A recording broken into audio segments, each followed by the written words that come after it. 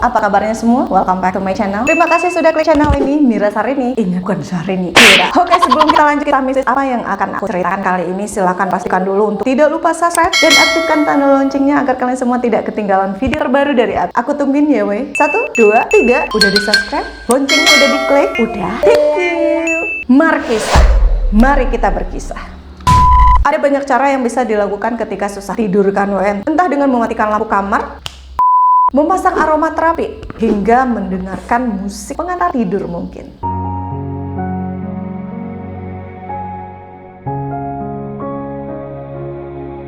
Kalau aku pribadi, aku sukanya matiin lampu sambil nyalain TV putar siaran Mekah yang isinya non-stop ngaji-ngaji itu. Bikin adem hati kan. Nah, kalian tipe yang mana sih kebiasaannya sebelum tidur? Tulis di kolom komentar ya. Untuk yang senangnya muter lagu, kamu mungkin masih bingung lah ya saat memilih lagu. Apakah benar harus lagu galau alias mellow? Tak sekejap harus mau. Atau boleh lagu rock?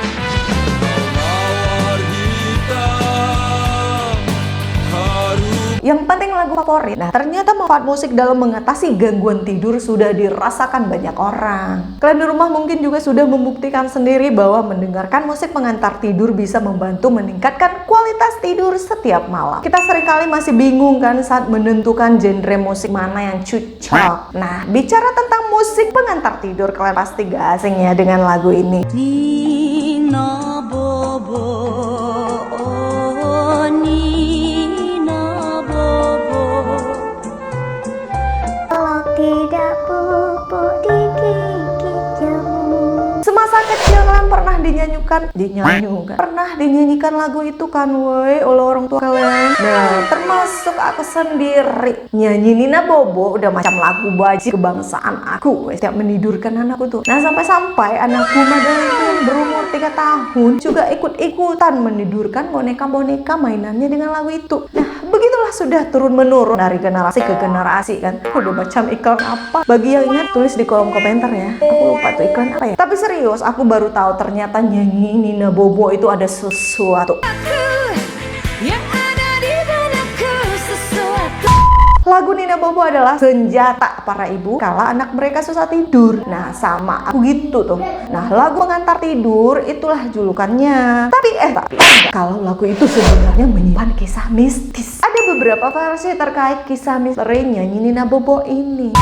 Versi pertama, cerita mistis lagu Nina Bobo berasal dari kisah Helenina, seorang anak berdarah campuran Indonesia dan Belanda. Ibu Helenina bernama Mustika, adalah warga Indonesia, orang Jawa tepatnya kan. Ia berprofesi sebagai penari. Ayah Helenina adalah warga Belanda bernama Van Trotnik. Helenina termasuk anak yang susah tidur. Sang ibu lantas memeras otak lah untuk mencari cara agar sang anak ini nggak lagi derita gangguan susah tidur. Buset, kecil-kecil udah insomnia kan nih bocah. Nah, akhirnya diputuskanlah bahwa sang ibu ini akan bersenandung untuk menidurkan anaknya. Ya elah, salawatan kayak gitu kan ya weh. Tidur tuh anaknya kan. Tapi udahlah, kalau nggak gitu nggak ada dong nyanyi Nina Bobo nih kan.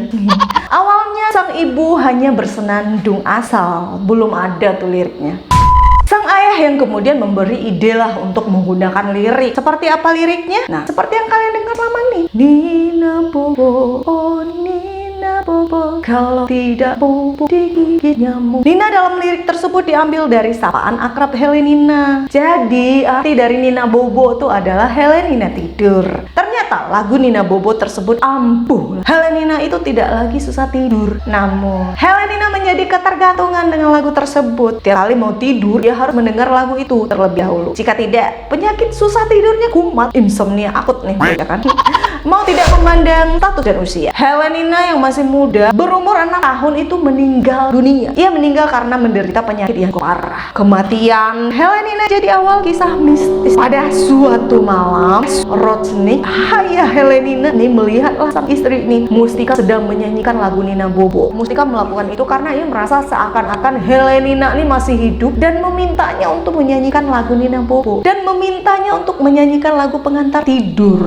Mungkin saking terpukulnya kan Mustika nih akibat kematian Helenina. Ia belum bisa move on lah dan merasa dihantui oleh Helenina. Mustika pun rutin menyanyikan Nina Bobo meskipun sang anak udah tiada. Lambat laun sang ayah juga ikut-ikutan menyanyikan Nina Bobo tiap malam. Penyebabnya sama, sang ayah nih merasa mendengar suara anaknya memintanya menyanyikan lagu pengantar tidur itu. Ngeri juga kan ya weh, kalau tiap malam kita dengar suara-suara dari orang yang udah meninggal.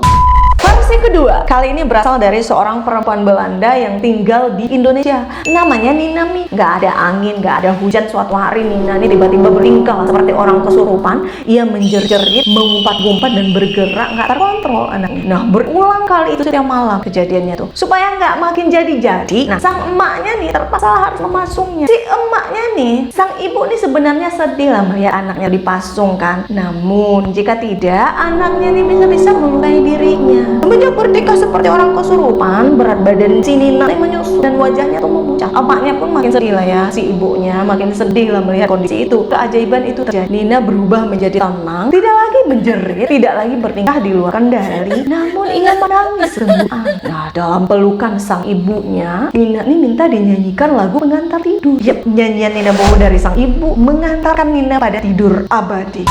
Ngeri ah. Nah, versi ketiga, versi Wikipedia. Nina Bobo adalah sebuah lagu pengantar tidur dari Indonesia yang bercitrakan irama keroncong. Lagu ini juga dikenal di luar Indonesia, misalnya di negeri Belanda. Lagu ini dipopulerkan oleh Anneke Grönloh dan Witteke van Dor. Dalam bahasa Indonesia, kata-kata yang digunakan untuk menidurkan dalam lagu ini adalah Nina Bobo. Kata kerja seperti menina bobokan, yang juga berasal dari lagu ini memiliki arti menyanyikan lagu untuk menidurkan. Penggunaan kata tersebut spesifik hanya di Indonesia. Sementara itu dalam bahasa Melayu, menina bobokan itu diterjemahkan menjadi dodoy. Dodoy si dodoy.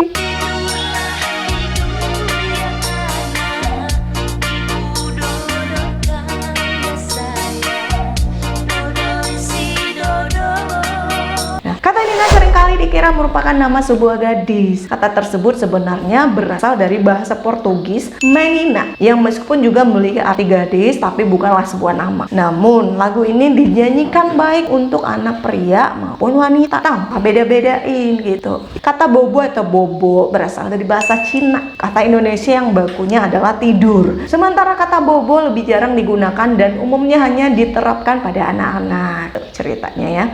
Nah, dari 3 versi tersebut yang aku ceritakan tadi, mana yang menurut kalian yang benar dan masuk akal? Apakah cerita misteri Nina Bobo ini mitos atau fakta? Silahkan tulis di kolom komentar ya pendapat kalian. Kalau menurut aku, kalau kebenaran kedua cerita tersebut, versi pertama dan kedua memang sulit ya untuk dibuktikan karena hanya sebatas cerita dari mulut ke mulut dan mungkin hanya sebatas mitos.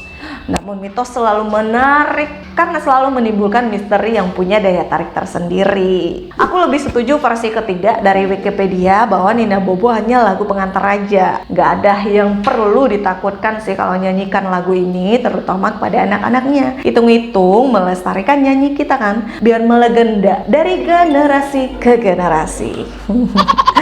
Oke, demikian saja cerita mistis di balik nyanyian Nina Bobo itu. Semoga cerita ini bisa menambah wawasan dan menjawab rasa penasaran kalian ya weh. Gak perlu takut lah nyanyiin lagu ini, biasa aja lah, itu cuma mitos kok. Jika kalian suka cerita ini, jangan lupa kasih like-nya, silahkan di-share juga di sosial medianya ya. Dan subscribe juga. Sampai jumpa di video aku berikutnya, bye-bye. Wassalamualaikum warahmatullahi wabarakatuh.